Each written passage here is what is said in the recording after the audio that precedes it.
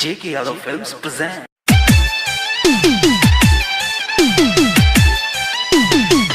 J.K. Yadav Films. Music by Amber Recording Studio, Delhi. DJ Vikas. Magyar Kadam Sitamarhi. হই গেলে শাদি চলে যাইব শ্বশুরা হই গেলে শাদি চলে যাইব শ্বশুরা সৈয়াকে সাথে বলোরো সে जाइछी ता छोड़ के चले गे रनिया सुनर पटेबो माला तोरो से जाइछी ता छोड़ के चले गे रनिया सुनर पटेबो माला तोरो से सुनर पटेबो तोरो से हे गे सुनर पटेबो माला तोरो से जाइछी ता छोड़ के चले गे रनिया सुनर पटेबो माला तोरो से जाइछी ता छोड़ के चले गे रनिया सुनर पटेबो माला तोरो से J.K. Yadav Films. आगे तोरा खातिर हम की ना कलियो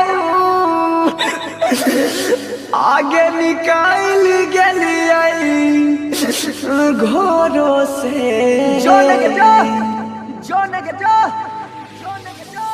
जाइछी ता छोड़ के जोने गे रनिया सुनर पटेबो माला तोरो से जाइछी ता छोड़ के जोने गे रनिया सुनर पटेबो माला तोरो से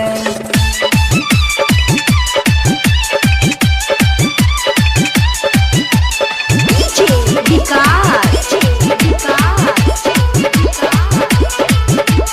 Magyar Kadam Sitamarhi. আরে হই গেলে উনোসর के भे गेले शादी चल जे भी ससुरा जोगे हरम जाती আরে হই গেলে উনোসর के भे गेले शादी चल जे भी ससुरा जोगे हरम जाती अरे बाबूजी हमर कर दिले कैसा दे रहबौ ना हमयबो डोरो से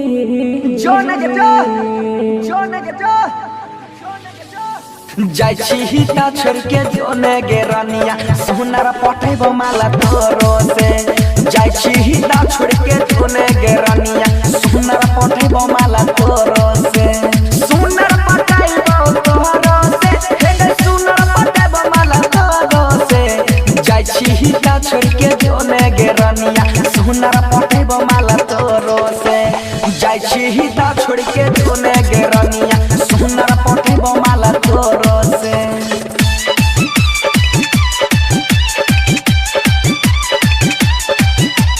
DJ Vikas. J.K. Yadav Films. Magyar Kadam Sitamarhi.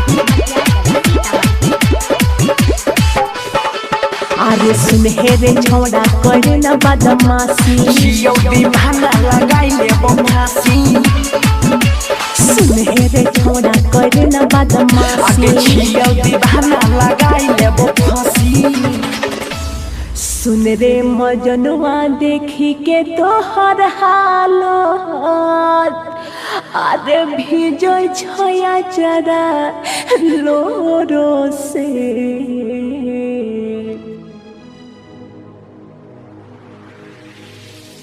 जाइछी ता छोड़ के जोने गे रनिया सुनर पटेबो माला तोरो से